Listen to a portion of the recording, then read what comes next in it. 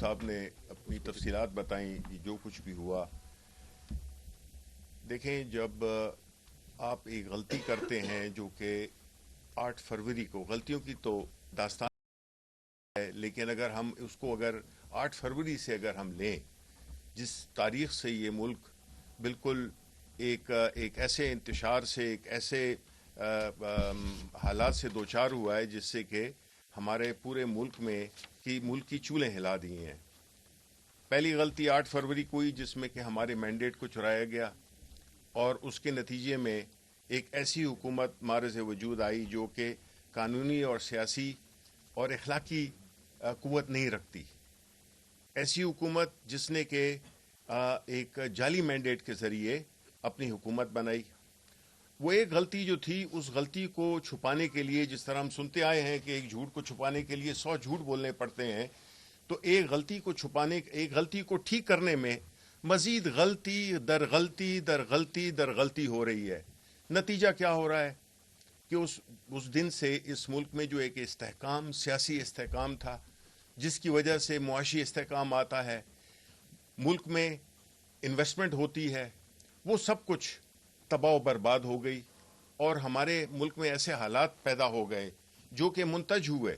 ایک پرامن جلسے، ایک پرامن جلوس، ایک پرامن سیاسی ایکٹیویٹی جو کہ آئینی اور قانونی طور پہ ہمارا حق بنتا تھا، اس پہ جو ظلم اور بربریت دکھائی گئی، اس نے پوری دنیا کو، پاکستان کو پوری دنیا کے سامنے اور پاکستان کے عوام کے سامنے اس کو بالکل آشکار کر دیا کہ اس طرح کے آج کل کے زمانے میں بھی اس طرح سے ظلم سے، دہشت سے ایک پرامن جلوس کو، ایک پرامن تحریک کو، اس کو دبایا جا سکتا ہے.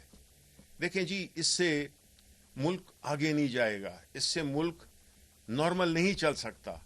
یہ جو کچھ بھی ہو رہا ہے، چونکہ قانون اور آئین کی اس وقت کوئی بھی حیثیت نہیں رہی ہے. عدالتوں کو بالکل وہ کر دیا گیا ہے، بے اثر کر دیا گیا ہے. جو آپ جتنی بھی قانون سازی دیکھ رہے ہیں کہ جو ہوئی ہے نیشنل اسمبلی میں، سینٹ میں ہوئی ہے، کس طرح سے ہوئی ہے، اور آیا وہ عوام کے لیے تھی یا وہ خواص کے لیے تھی؟ تو عوام کے لیے تو اس میں کچھ نہیں تھا سوائے تکلیف کے.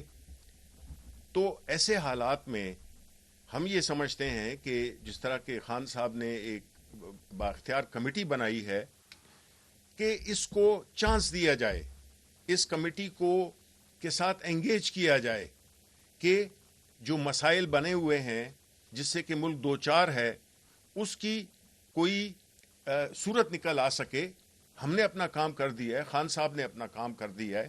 انہوں نے ایک بڑے پارٹی کے سینئر اور بڑے معتبر شخصیات کو اس میں شامل کیا ہے، اور اس چیز کو اب فائدہ اٹھانا چاہیے کہ جو اس وقت جو تعطل ہے، جو اس وقت جو بے یقینی ہے، جو اضطراب ہے ملک میں، جس کی وجہ سے ہمارے ملک کی، چاہے کچھ بھی کہتے رہیں کہ جی انفلیشن کم ہو گئی ہے، اسٹاک ایکسچینج بڑھ رہی ہے، یہ ساری چیزیں عوام پہ کوئی بھی اثر نہیں ڈال رہی. اور یہ جو ایک مصنوعی قسم کا ایک جو استحکام پیدا کیا ہے اس میں اکانومی میں، یہ بالکل جسے کہتے ہیں سکن ڈیپ ہے. یہ اس کی بہت ہی کم اس کی وہ ہے، ایک بلبل ہے. تو اس لیے اس وقت اس حالات میں ہم نہیں چاہتے، یہ ہمارا ملک ہے، یہ پاکستان کے 25 کروڑ عوام کا ملک ہے.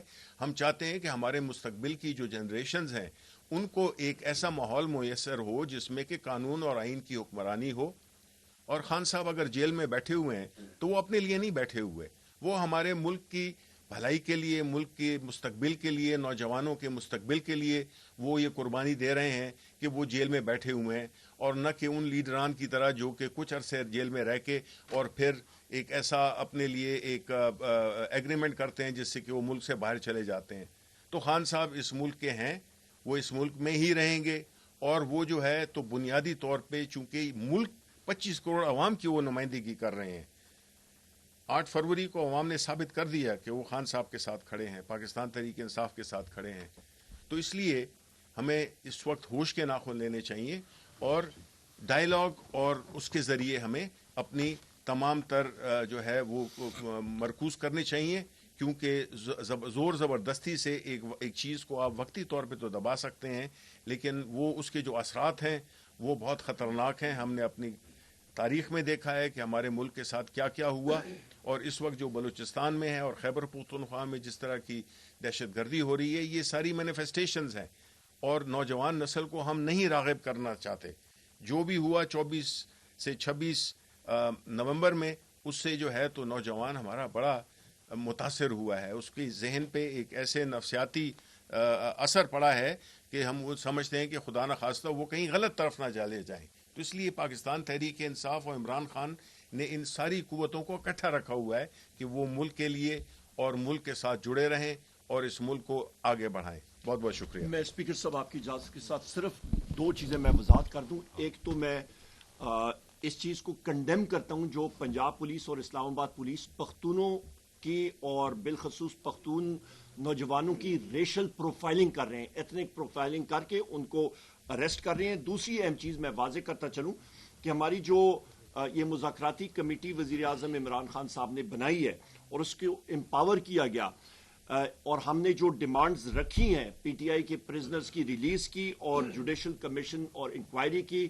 9 مئی کے حوالے سے اور 24 نومبر 2024 کے حوالے سے, یا یہ پوری نہیں ہوئی تو ہم لوگ سول ڈس اوبیڈینس کی طرف جائیں گے, اور اس کا ٹائم فریم اور وہ ساری چیزیں بھی آپ کے سامنے رکھ جائیں گے, تفصیلات ہم لوگ دیں گے, اور یہ ملک گیر بھی ہوگا اور یہ بین الاقوامی دنیا میں بھی پاکستانی یہ انشاءاللہ اس کو ایکسیکیوٹ کریں گے, اور یہ ہمیں مجبور نہ کیا جائے کہ ہم لوگ اس طرف جائیں, کیونکہ اس کے اثرات جو ہیں وہ موجودہ حکومت کو اٹھانے پڑیں گے. عام پاکستانی جو ہے وہ اپنے رائٹس کے لیے, اپنے حقوق کے لیے یہ قدم اٹھائیں گے. بہت شکریہ جی. بسم اللہ الرحمن الرحیم. سب سے پہلے تو معروف صاحب نے اور شبلی صاحب نے آپ کے سامنے پوری ڈیٹیل رکھی ہے. میں صرف